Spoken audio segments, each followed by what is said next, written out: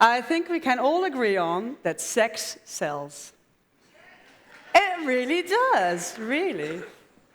Or does it? Because what exactly are we looking at here?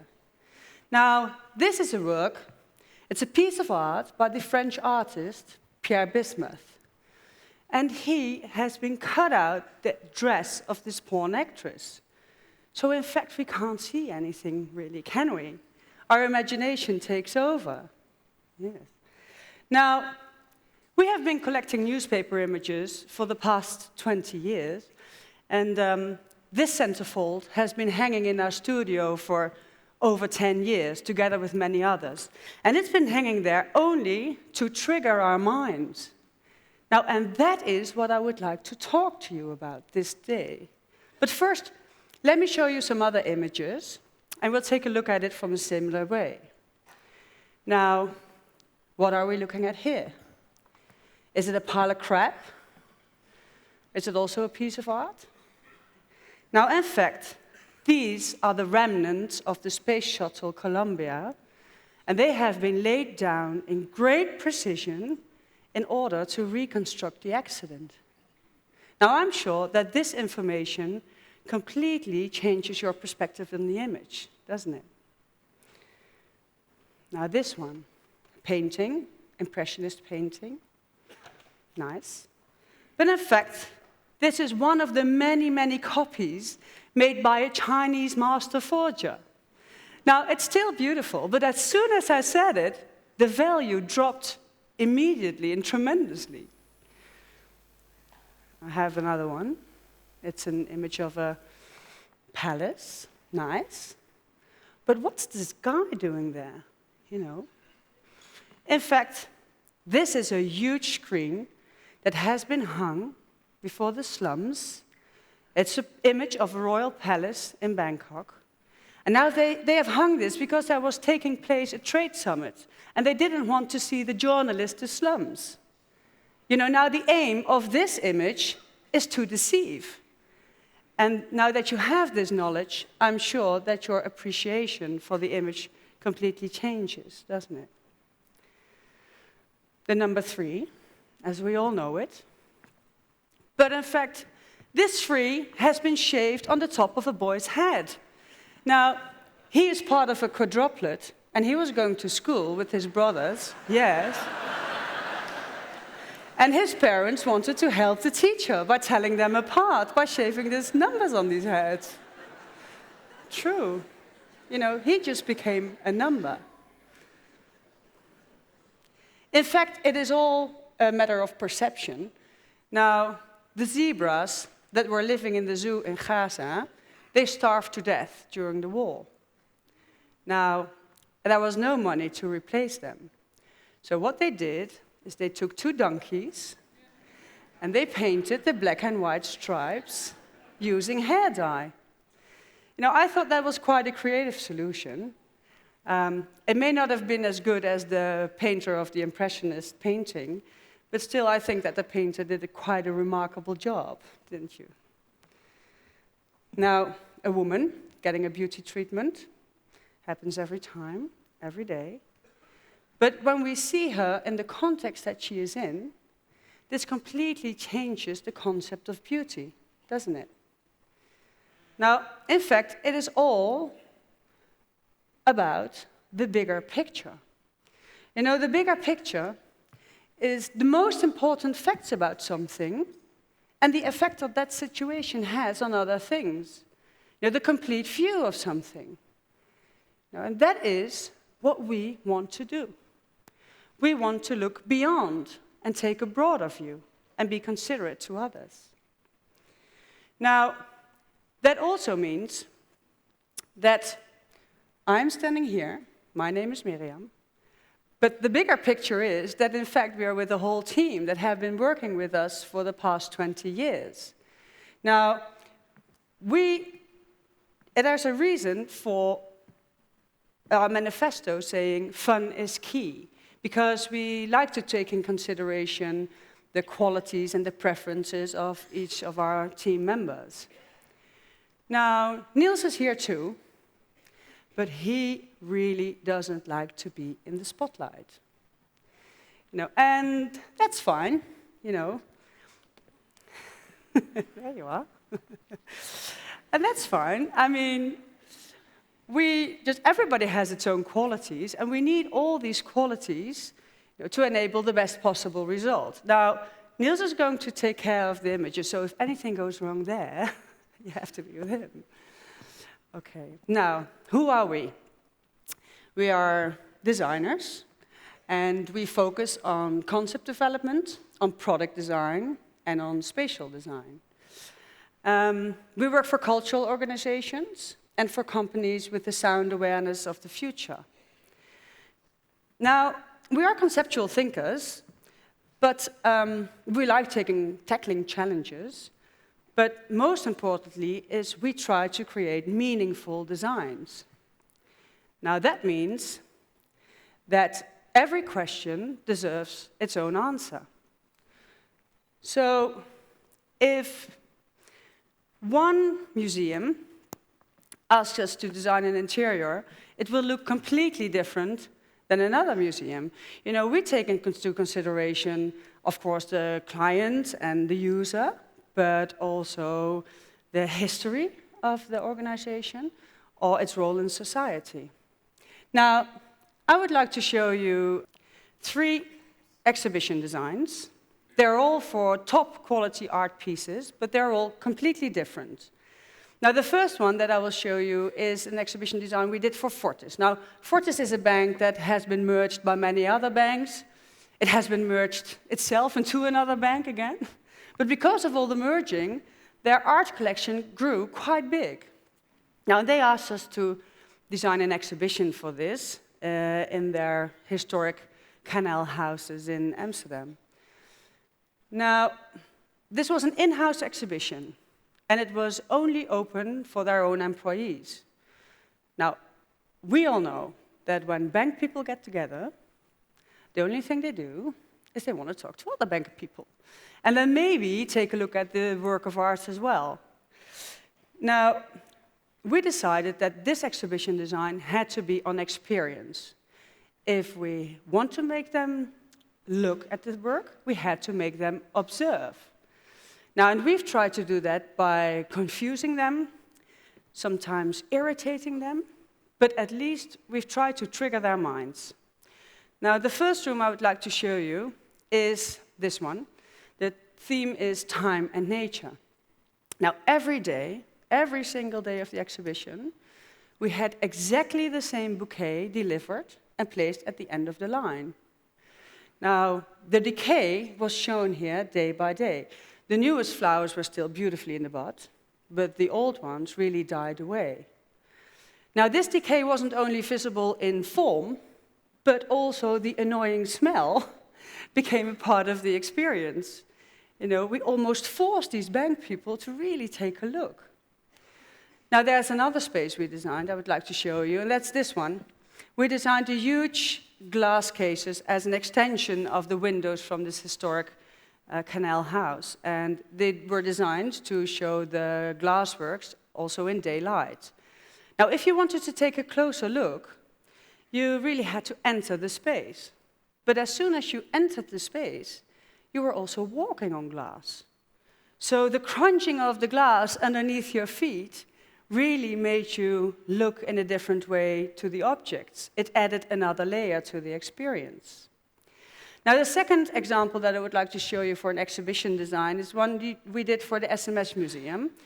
And they asked us to design the permanent collection. Now, their collection consists of 20th and 21st century jewelry art and ceramics. Now, it has top pieces like Picasso, Fontana, but also Dutch design, Gijs Bakker and Hella Jongerius. They are part of the collection. Now, the aim in this design was to show how these pieces relate to one another. But on the same hand, many of these pieces had to be shown underneath a glass cover.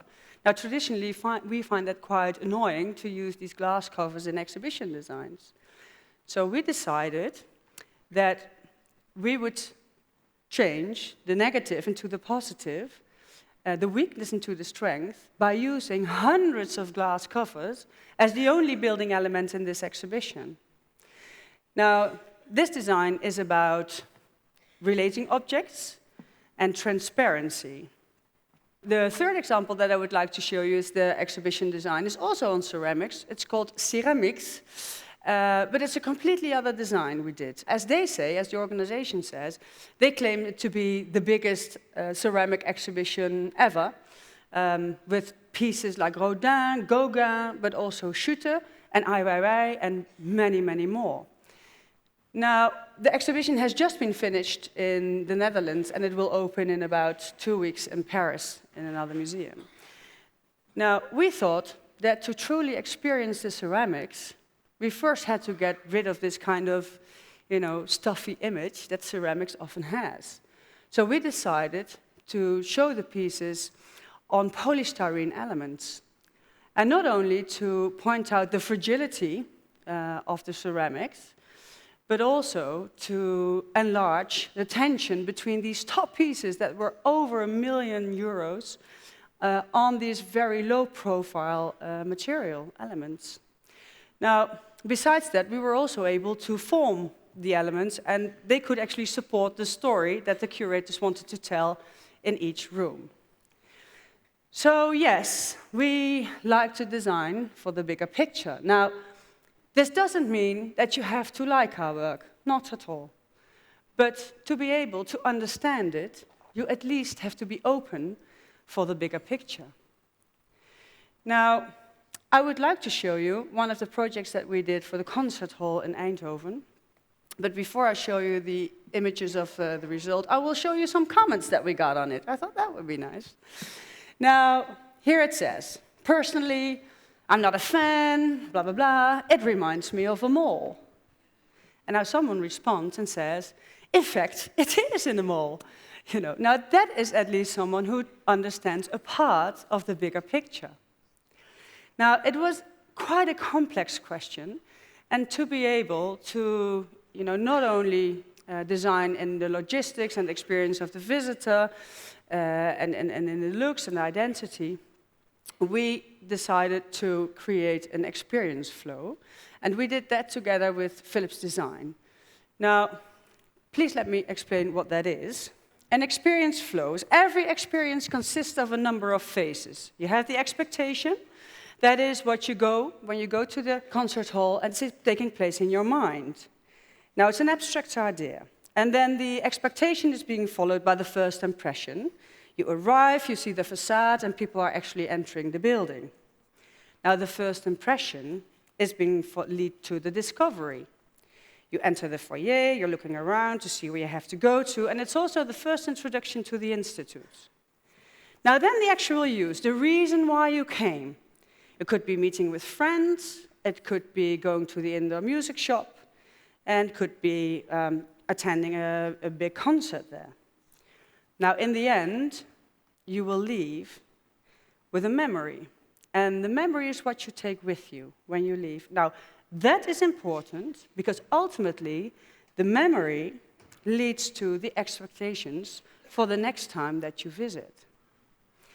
Now, this experience is truly important, and we thought that to really design an experience, we believe that the coffee cup is just as important as the entrance of the building. Now, the experience is not only for the visitor, also the musician's experience, is very important. The musician's well-being enables the best possible result. Now, imagine you're an artist, you have been practicing your whole life, and you're going on stage, fully prepared, and you walk onto the stage. What would be the worst thing that could happen to you? An empty hall, empty seats. Not every artist completely sells out, is it? So we thought one of the things that we did was designed a color palette that refers to people, so that it doesn't look like empty seats. Why do we do what we do?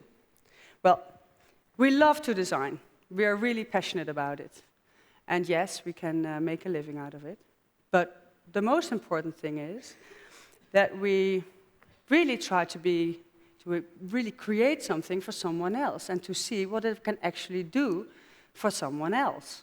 Now, design is also the perfect way to do so, because design, it can actually be touched, you can move it, you can smell it, you can look at it, it can seduce you by its beauty, but it can definitely irritate you by its ugliness or its malfunctioning. So it can make you wonder about things, and design can actually trigger an understanding of the bigger picture in the viewer. It is a perfect tool. Now, to our opinion, that's also the difference between art and design, where art is created by the artist out of a private sense of urgency.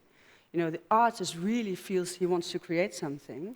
We think that design is created out of a public urgency to really create something for someone else. Now, this can easily be mistaken, and I would like to show you one of the projects we did named Godogan. And it might look like a piece of art to you, but in fact, when I tell you the story, you'll understand this is all about design. Now, we were asked by Friedman Bender Gallery and Droog Design to participate in a project named Smart Deco. Now, the assignment was to create anything that was expensive before anything else. Now, can I ask you, how many people here have ever got a request to design something that was expensive before anything else? Now, do I see your arm there? Now, we thought it was a ridiculous question. Ridiculous. So, but the assignment was given to us, so we could determine, you know, always someone is taking benefit out of a project like this, and we could determine who would benefit from it, because the assignment was given to us. Now, the pieces were going to be sold in Manhattan, Upper East, you know, and the target group was just living around the corner. It was designed in the Netherlands by us, and we thought it was interesting to include another part of the world, but also another quality of another part in the world. And we decided to have it made in Indonesia. Now, the aim of our design was to create something that was so incredibly complex that there would be as many people as possible working for the longest time as possible for the best possible wages. Now, the design was based on the storyline Godogan, and it's a fairy tale about a frog turning into a prince. I'm sure we all know a similar story like that. And this drawing was first made into the wood, and at that time, high technology. And then it was sent to Indonesia, and craftsmen carved it into three-dimensional forms. Now, we also intended to contribute to the crafts of the makers, of the craftsmen. They have been making, you know, tourist crap for years and years, and we tried to challenge them with our question to really develop, you know, their crafts. So, in the end, the design was there, and the idea was the more frogs were carved out, the more expensive the piece became. And the more expensive the piece became, the less table you end up with. Now, the design is for us not about the table. For us, the design in this is about the logistics. So the logistics were, the aim was, you know, to not only make a table, or not make a table at all, actually, but the table was only the means to reach our goal. And that goal was to benefit this small village in Indonesia. Now, I have to confess, the first time that I saw it, I was quite shocked. It's a visual tsunami, and I can't really say that I like it, but, you know, that's irrelevant because the design worked. Now, we also learned from this project. You know, trial and error are designers' greatest teachers, and we learned from it because the amount made of these tables was limited. So therefore, our goal was also limited. So when someone came up to us with a good idea for a new brand and looking for new designers, no budget though, but with an interesting concept, we said yes, and that was imperfect design. Now, the products may be imperfect, but the concept is actually perfect to our opinion. This collection is made out of recycled glass, and it's made in a workshop in Guatemala.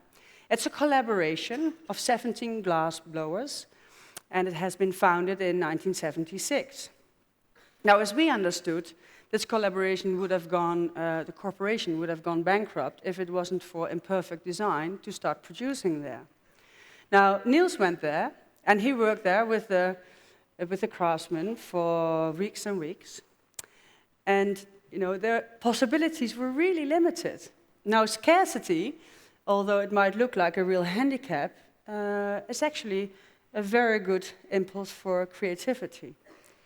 Now, at this moment, the 4th collection has just been launched in Paris, and over 7,000 pieces have already been made. A little detail, the 1st collection, we also added white products. And the white products were made out of recycled Nivea bottles. But since Nivea started to produce in plastics, it ran out of our collection. Now, with every container bought, the craftsmen have over 2 months of full-time jobs, full-time work. Now, we believe that sometimes it is good to just commercialize, and it is good just to produce more. The bigger picture in this concept is actually that commercialism brings economic and therefore social growth in third world and emerging countries. Now, back to why we do what we do. We like to be considerate of others. The bigger picture is, it's good to work for the bigger picture, to start with the acknowledgement that you are not alone. Not even in this venue. I mean, you're sitting there with many, I'm standing here, but at the same time, there are 5 different locations, people joining us. Johannesburg, Port Elizabeth, even in Namibia, people are looking at us, are watching us. Now, in design, not only everything connects, but also everyone counts. Now, please let me show you on how we work. And I would like to take you through one of the projects that we did lately for Volvo. Now, the Dutch people came up to us and they asked us to respond to the brand, and anything was possible. Since there are at Volvo Design working over 200 designers, we thought we really had to go for this from another approach. And we decided to go for a more conceptual approach and to start an open debate about the future of our sacred cow. Now, we've researched many things. We've researched the history of the car. We've looked at the role in the car in our society. We have taken a look from an out of other culture, another point of view, a non-Western point of view. And for example, here it's been used as an object of flight. The car has been used as shop window or as a place to sleep. And obviously the car as a status symbol. We didn't forget about that one. Now, we researched not only everything there was to research about Volvo. We visited the factories and talked to anybody we could talk to, but we also looked at earlier future visions. Let me show you this one. 1960s express motorway. Along the ledge of this beautiful precipice, traffic moves at unreduced rates of speed. Safe distance between cars is maintained by automatic radio control. Curved sides assist the driver in keeping his car within the proper lane under all circumstances. Automatic radio control. I'm sorry. So they were thinking about this already in 1939. It was made by General Motors for a project named Futurama. Now, in our research, we saw that tremendous developments take place in the automotive world, in the technology in the automotive world. It was mentioned yesterday at the start. Autonomous driving, connecting cars, everything is happening. And we thought, or we saw, that the developments were mostly about the technology and not so much about us, about ourselves as users. Now, as a starting point for the project, we said that all the innovation that is taking place and all these high-tech developments that are taking place, they are taking something away from us. You know, the active way of driving has been taken away from us. But on the other hand, the innovation and the high-tech developments, they give back something to us. And that is, it enables a low-tech possibility, you know, of your activities. The time. We believe that the time will be a steady factor in traveling. Now, we also looked at other disciplines. We thought it was nice to make a comparison to the mobile phone industry. Could you hold that for a sec? Yeah? Does it? Okay, good. Now, this is a film that is made by Frans Promet. He's a Dutch documentary maker. And we thought it was interesting to show it to you. I don't know how many Dutch people are here. I don't know how many. There are a few, and it's quite well known in the Netherlands, though. But since we are here with such an international audience, I thought it would be interesting to show it to you again. To our opinion, this movie shows the resistance that people have towards change and towards development. But on the same time, it shows how easily this can change. Now, keep in mind that this film was only made 17 years ago. Heeft u een mobiele telefoon? Nee. Waarom niet? Nou, dat heb ik niet nodig, want ik word toch niet gebeld of zo. Heeft u een mobiele telefoon? Nee hoor, dat heb ik niet. Waarom heeft u er geen? Nou, ik zie er nog niet van in. Dan ben je aan het fietsen en dan word je gebeld. Vindt u het belangrijk om altijd bereikbaar te zijn? Ook niet. Ik ben niet zo belangrijk. Ik heb gewoon een telefoon, waarvoor moet ik een mobiel hebben? Dat is handig. Maar als ik ergens strand, dan is er ook altijd ergens wel een telefooncel of een boerderij met een boer met een telefoon. Ik heb al een antwoordapparaat, dus thuis ben ik altijd al bereikbaar. Of dien dan terug te bellen als er is gebeld, maar ook nog eens onderweg. Als ik in de trein zit of in de auto gebeld worden of zelf kunnen bellen, vind ik niet nodig. Het lijkt me helemaal niet leuk om altijd bereikbaar te zijn. Ik ben student en ik heb een antwoordapparaat en dat is prima. We hebben het jaren zo gedaan en ik vind het wel goed zo. Ik heb een buzzertje voor hoognodige problemen, denk ik. Maar ik hoef niet continu zo'n piepding op een terrasje te hebben en zo. Als mensen mij bereiken willen, dan kunnen ze dat met een brief doen. En is het dringend, dan ben ik telefonisch thuis te bereiken. Ja, ik weet nu al dat ik hem overal laat liggen. In plaats van vallen. Ik ben ook gelukkig zonder. And I'm just happy without one. I wonder if we would find her now, what she would say if she loses it. You know, the role of the mobile phone has increased tremendously in our society, only 17 years ago. Now, to get back to Volvo, we researched everything that was about the brand. We researched about the car in general, about history, about the future, and we've divided all these aspects into 3 themes. Now, we call the project Experience in Motion. And the 3 themes, they were actually approaches about the future use of the car. Now, the first theme was called Contact. The second one is Fun of Driving. And the third one was called Outward Looking. Now, at the same time, each concept car consists of 3 elements. It has the outside, and the outside refers to the future concept. It has an inside, and that refers to the use for us as people, as drivers. And the third part of each project was the product. Now, a product is something that a viewer can relate to. So, in our opinion, the product was to trigger the understanding of the bigger picture in the viewer. Now, let me show you the first one, Contact. Contact researches the interaction that travelers have during their traveling. You know, it's a time to actually get to meet each other and a time to actually talk to each other.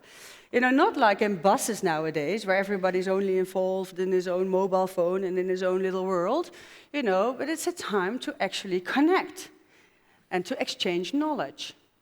Now, the interior has totally stripped from any technical application, and the outside shows the past and the future of the label Volvo.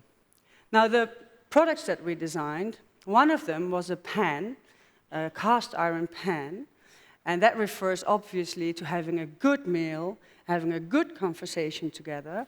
And the other one was a coverless notepad, ready to take notes and to exchange knowledge. Now, if someone is looking at this, not a designer, but just someone who's interested and looks at these kind of projects, sees this, I'm sure he will wonder, like, what has a pan to do with a car? Now, so there, it's the trigger to understand the bigger picture and to follow up on the concept of driving in the future. Now, the second concept that we developed was called the fun of driving. Now, there are actually people that like to drive on a Sunday afternoon or so. And the technology is really changing, and it's taking away the pleasure, in fact, because you don't have to do anything anymore. So how can we take pleasure out of driving in the future?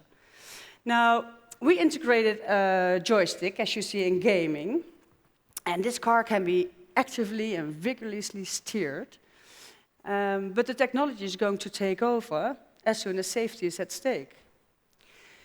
Now, the driver wants to go from A to B as quick as he can. So in this hood, the hood is really determining his line of sight on the road, eyes on the road. Now, we also believe that the car is is really relating to your identity in a way. And fun of driving is made from leather on the outside, and the inside is made of felt. Now, these are materials that refer to fashion, and they emphasize the role of the car as your second skin. Now, one of the products that we designed for this was this medallion on the right, and that is replacing the future car key. It's a piece of jewelry, and you wear it on your skin, and it shows a part of who you are, of your identity. And when someone wants to borrow your car, you take off your jewelry and you hand it over to someone else as something that's really precious, a part of you, giving to someone else. Now, the third part, and it's also the last part of my presentation, is called outward looking. Now, the invention of the car, it changed the world. And now you can wonder, now the car will change if the world will change again. Now, we think it will. In the future, motorway lightings or sound barriers, they will have become superfluous. And I think that Margaret, in the upcoming 20 years, will have a lot to do. If you take a look at the traffic rules, they are still 100 years old. And if you see the technology that's coming up, it will completely change these rules, and it will also, therefore, completely change the interior of our cities, how the cities are designed. Now, outward looking, the attention in there shifts from the car itself to the surroundings. And here it's made out of one-way mirror material, and it reflects the outside on the car. It's becoming a part of the environment in a way. And it has become a piece of architecture in a way. We make this reference to architecture because we believe that in architecture things will be redefined. Now, we believe that in the future driving will actually be about space and about time and the experience you will have in this motion. Now, the volume is made into 3 directions, standing, sitting, and laying, just to refer to all these possibilities. And the interior is just focused on the outside, on the outward, to really look outside. Now, to conclude, do you remember the film that I showed you on the experience flow? Now let me ask you, what will be your memory when you leave this room and when you will go into the streets of Cape Town? What will you think back of? Now, you can forget anything I said or anything that we've shown, but the next time you're developing something, if it's a shoe, or if it's a new building, or if it's a new exhibition, try to think of this challenge that we are offering you. Always look for the bigger picture. The bigger picture will really push the envelope, it will open people's eyes, and it will make a contribution to an open debate and therefore to innovation that intends to last. Thank you.